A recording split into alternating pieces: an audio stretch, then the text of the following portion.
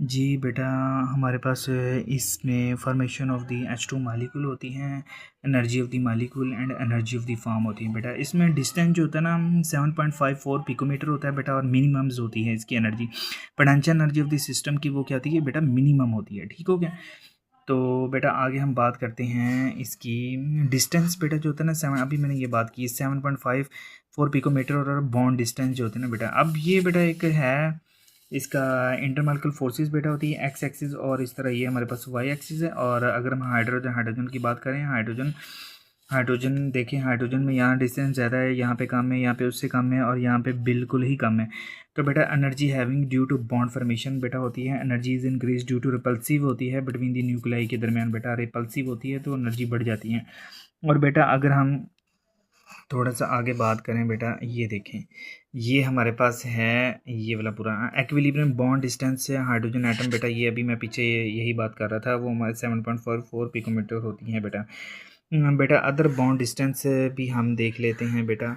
तो ये हमारे पास होती हैं अदर बॉन्ड डिस्टेंस होता है, बॉन्ड डिस्टेंस होता है, बॉन्ड लेंथ होता है, एक्विलिब्रियम डिस्टेंस होता है, कंप्रोमाइज डिस्टेंस होता है, एक्सटेंट ऑफ द स्टेबिलिटी बेटा, स्टेबिलिटी जो होता है ना हमारे पास, एनर्जी जो होता है ना बेटा, वो हमारे पास energy release during the bond formation बेटा होती है। ठीक है, ओके। उसके बाद बेटा हम बात करते हैं ना बॉन्ड एंथैल्पी या बॉन्ड फॉर्मेशन की। तो बेटा हमारे पास 1 mole of the bond are formed under the standard condition बेटा होती है। ठीक हो गया। तो बेटा ये इसमें बॉन्ड बनता है तो इतनी एनर्जी रिलीज होती है, और इसी तरह बॉन्ड में से खारिज होने के लिए इतनी एनर्जी, मतलब एक में नेगेटिव साइन होता है बेटा, और एक में हमारे पास क्या होता है, पॉजिटिव होता है बेटा। इसको अच्छी तरह पढ़ लीजिएगा। अगर हम बात करें बेटा आगे, तो हमारे पास नोट है, bond enthalpy bond energy can be positive या नेगेटिव होती है, formation enthalpy is always negative होती है बेटा। ये एमसीक्यू ये आपने याद रखना है। आगे है एंथैल्पी ऑफ द एटमाइजेशन बेटा। एंथैल्पी ऑफ द एटमाइजेशन जो होते हैं ना, इसमें हमारे पास 1 मोल ऑफ द कंपोनेंट जो होता है ना एटम का बेटा, इसमें स्प्लिटिंग होती है और 25 डिग्री पे होती है, और इसको ही हम कहते हैं एंथैल्पी ऑफ द एटमाइजेशन कहते हैं।